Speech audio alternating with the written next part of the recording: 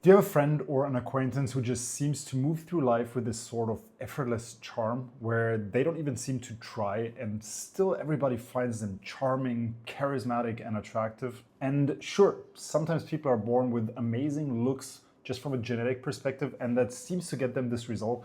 But maybe, like myself, you know somebody that wasn't blessed with looks and still has this effortless charm. Now, I had a friend when I was in high school who sadly passed away since then, but this guy, he had this effortless charm against all odds. He wasn't the best looking, he was slightly chubby, and he had totally crooked teeth. And even when we all got braces, he didn't really opt for it, he didn't want any, and he was just fine with being who he already was back then. Now, he had something that very few other people have. He was not taking himself too seriously. He was comfortable just being himself, being this imperfect man. So rather than chasing other people's approval, he was just focused on connecting with people. He became extremely social, started organizing parties.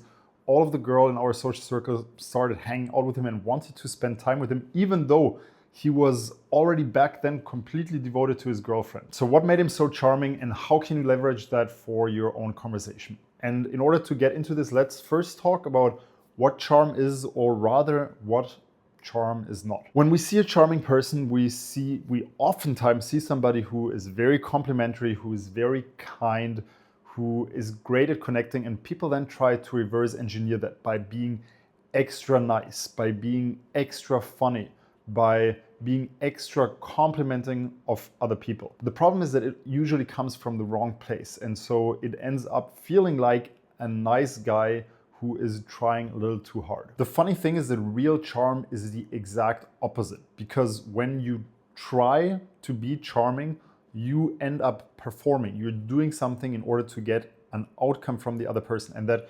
trying is ultimately you performing. And when you perform, you put the other person into a frame where they also feel the need to perform. It's called the law of state transfer. And by you having a certain feeling inside of you, the other person will usually start reflecting that feeling. So we want to get away from the idea of having to impress. And that's exactly what charming people are great at. They don't do it to get a certain outcome. They just do it because that's who they are. So what most guys get wrong is that they think that they need to add jokes, that they need to add compliments, that they need to be nicer to other people. So they need to do more than what they're doing now, when in reality, we want to start subtracting things from what we're doing. Because the reality is that deep down, we're all born kind, charming human beings. Look at most children. They're all great and fantastic and playful and funny to have around. If we can strip away the things that society conditioned upon us, the layers that we created to impress other people, to micromanage the impression other people we have, if we can get rid of that layer, the true charm that's already buried inside of us can come out. So real charm is caused by people really being themselves, by being imperfect. Think of you being in a large room with a lot of people, and there is this one very attractive woman in the room, but she has this resting bitch face, right? Where you feel like, oh, this girl is very arrogant. She's not going to enjoy talking to people. But then she walks somewhere and she trips and starts laughing at herself. All of a sudden you realize, hey,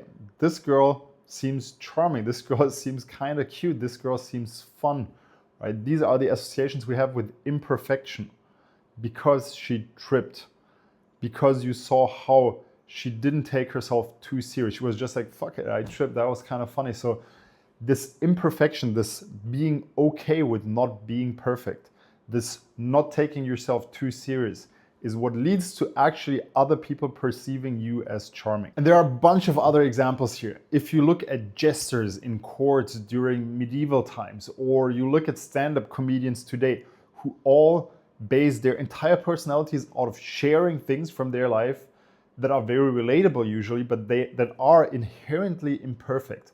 And by seeing what these people do, by seeing them fail in a human way, we start connecting to them more, we start relating to them more, and we find them simply more charming. So the willingness to make mistakes, the willingness to be imperfect, the willingness to be seen for your mistakes and be seen as imperfect is what gives you the fundamental layer for people to perceive you as charming. Okay, I want you to give yourself permission to truly be yourself.